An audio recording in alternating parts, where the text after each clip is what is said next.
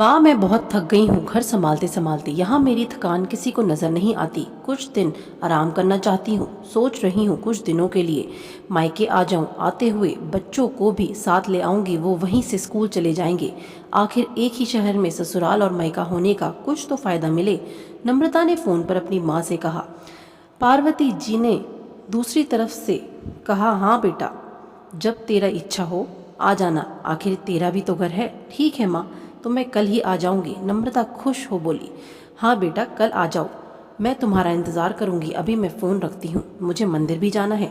कमला जी ने फ़ोन रख दिया और सीधे किचन में गई। किचन में खाना बना रही बहू से बोली, अरे अनुपमा, सुनो, कल तुम्हारी ननद आ रही है।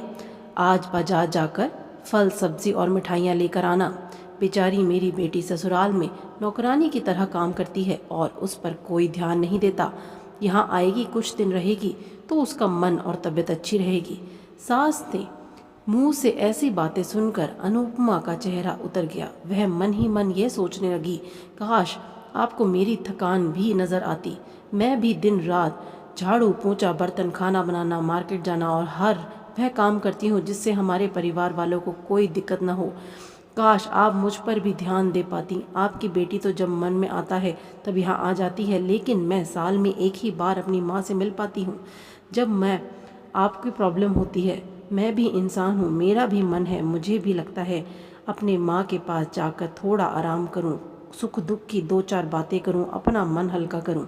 भगवान, अब तू ही कुछ कर ताकि मेरी सास की आंखें खुलें और उसे मेरी थकावट भी नजर आए। शाम तक भगवान ने जैसे अनुपमा की सुन ली और उसकी ननद का फ़ोन आया।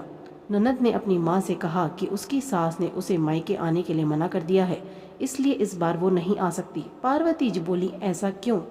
मना क्यों कर दिया? पहले तो कभी वह तुम्हें आने के लिए मना नहीं करती थी, इस बार भला क्या हो गया? लाओ मेरी बात कराओ अपनी सास से। नम्रता ने फ़ोन अपनी सास को पास दिया। पार्वती जी ने कहा, नमस्कार समधन जी, आपसे कुछ कहना था। समधन जी ने कहा, कहिए। दरअसल नम्रता कल त्योहार है, इसलिए अपने मायके आना चाहती है। अगर आप उसे भेज दें तो अच्छा रहेगा। नम्रता की सास ने कहा, देखिए समधन जी, आपकी बेटी मायके जाकर रहे, इस बात से हमें कोई आपत्ति नहीं है और इस बात से हमें कोई प्रॉब्लम भी नहीं है। कुछ दिनों पहले मैं अपनी रिश्तेदारी में शादी में गई थी। वहाँ आपकी बहू अनुपमा की माताजी से मिलने का मौका मिला। उनसे गपशप करने के दौरान उनकी बातों से पता चला कि अनुपमा को साल में एक ही बार अपने मायके जाने की मोहलत मिलती है और वह भी बहुत कम समय के लिए। मुझे लगता है आपको पहले अनुपमा को उसके मायके भेज देना चाहिए और वह जब मायके से होकर आ जाएगी तो मैं नम्रता को आपके पास भेज दूंगी। एक बहुत ज़रूरी बात जो मुझे लगता है आपको समझ लेनी चाहिए कि आपको अपनी बहू को भी बेटी की तरह या बेटी से भी ज़्यादा प्यार देना चाहिए। उसे भी मायके जाने की इच्छा होती होगी, जो हो सकता है नम्रता के वहाँ आने से उसकी आव भगत करने के लिए आप उसे उसके मायके नहीं भेजती होंगी, या फिर वह आपसे कुछ कहने से भी डरती हो।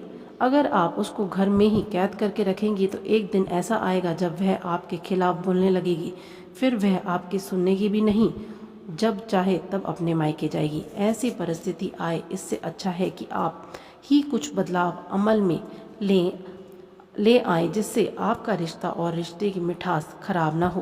पार्वती को अपने समधन के हर एक शब्द की सच्चाई नजर आई। उन्होंने महसूस किया कि उन्हें अपनी बेटी से के प्यार में अंधा होकर कभी अपनी बहू के मन का विचार नहीं किया। उन्होंने हमेशा ही अपनी बेटी को अपने बहू से ऊपर रखा। दूसरी तरफ नम्रता भी अपनी भाभी के बारे में ही हो रही इस बातचीत को सुन रही थी। उसने भी रियलाइज़ किया कि वह कभी भी अपनी भाभी के साथ ठीक से बात नहीं करती थी और जब जब वह अपने मायके जाती थी तो भाभी थोड़ी उदास रहती थी। पार्वती जी ने अपनी बहू को बुलाया और उसे कहा कि अनुपमा, कुछ दिनों के लिए नम्रता नहीं आने वाली है, इसलिए पहले तुम अपने मायके होकर आओ। यह सुनते ही अनुपमा का चेहरा खिल गया, क्योंकि यह पहली बार था जब उसकी सास ने सामने से उसे अपने मायके जाने के लिए कहा था। अगले दिन अनुपमा अपने मायके गई और इस बार एक दो दिन के लिए नहीं, पूरे हफ्ते भर रहकर आई। अपने माँ बाप के, अपने रिश्तेदारों से मिलकर आई और जब वह लौट कर आई तो उसका चेहरा खिला हुआ था, उसकी आंखें चमक रही थीं।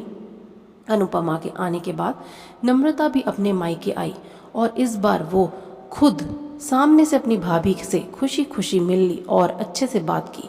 नम्रता ने अपनी माँ से बात करते हुए उन्हें भी अच्छे से समझाया, मदद की कि वह भी कहीं कभी अनुपमा के साथ गलत व्यवहार कर रहे थे। दूसरी तरफ अनुपमा अपने ससुराल वालों के बदले रवैये से बहुत खुश थी और अब वो खुशी खुशी सबका ध्यान रखती थी, हर काम प्यार से करती थी।